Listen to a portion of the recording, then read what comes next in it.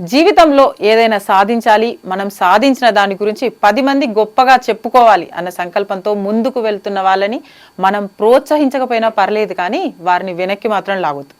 సాధించాలన్న తపన ఉన్న వారిని డీగ్రేడ్ చేసే వాళ్ళు చాలామంది వెన్నంటే ఉంటుంటారు. అయితే ఎవరు ఎన్ని రకాలుగా కామెంట్ చేసినా, ఎంత విమర్శించినా వెనుతిరిగేదే లేదంటున్న ఒక స్టూడెంట్ కథ ఇది.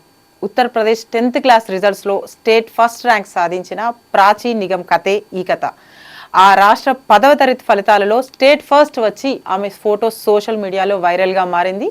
దీంతో తనని ప్రశంసించే వాళ్ళు ఎంతమంది ఉన్నారో ఆ ఫోటోని చూసి విమర్శించే సోకాల్డ్ సోషల్ మీడియా పీపుల్స్ కూడా అంతేమంది ఉన్నారు.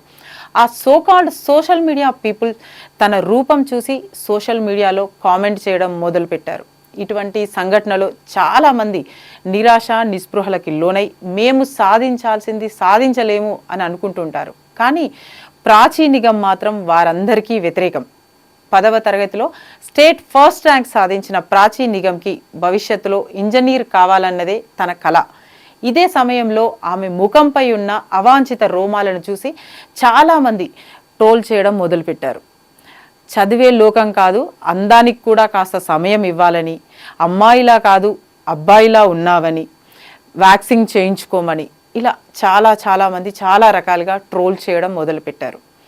ఇది చూసిన చాలామంది అదే సోషల్ మీడియాలో ఏదైనా సాధించాలని చెప్పి అలా ఉన్నవారిని ప్రోత్సహించాలి తప్ప ఇలా ట్రోల్ చేయకూడదు అంటూ పోస్ట్ చేయడం కూడా మొదలుపెట్టారు. ఇవన్నీ చూసిన ప్రాచీ మాత్రం ఎక్కడా కృంగిపోకుండా తను అనుకున్నది సాధించి తీరుతాను అన్న లక్ష్యంతో ముందుకు సాగుతుంది.